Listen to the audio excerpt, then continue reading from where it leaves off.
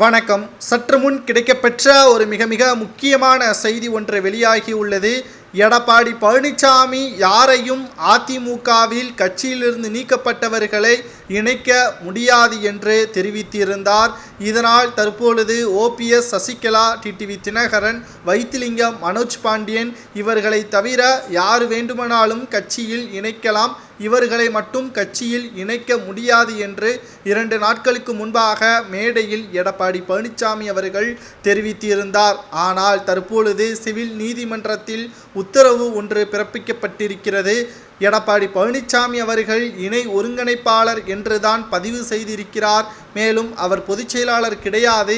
அதிமுகவின் கொள்கைக்கு எதிராக செயல்பட்டால் அவர்கள் மீது நடவடிக்கை எடுப்பதற்கு கட்சியின் அவைத் தலைவருக்கு உரிமை இருக்கிறது என்பதையும் நீதிமன்றம் தெரிவித்திருக்கிறது.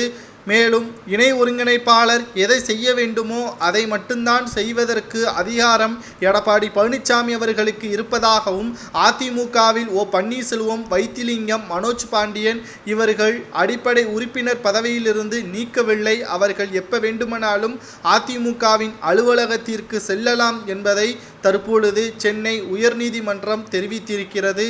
இதனால் எடப்பாடி பழனிசாமி அவர்கள் அறிவித்திருக்கிறார், நாம் ஒன்றை பார்க்க வேண்டும். எடப்பாடி பழனிசாமி அவர்கள் பணத்திற்கும் பதவிற்கும் தற்பொழுது வரை எடப்பாடி பழனிசாமி அவர்கள் அதிமுகவை தோல்வி அடைவதற்கு வழிவகுத்து கொண்டு இருக்கிறார். வெற்றி அடைவதற்கு அவரிடம் எந்த ஒரு அரசியல் சூட்சமும் கிடையாது.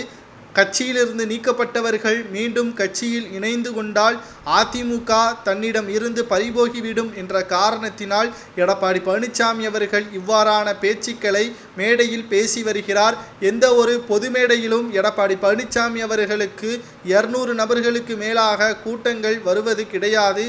மக்களவை தேர்தலுக்கு பிறகு அந்த 200 நபர்களும் தற்பொழுது 100 நபர்களாகத்தான் வருவதாக தற்பொழுது செய்திகளையும் நம்மால் பார்க்க முடிகிறது.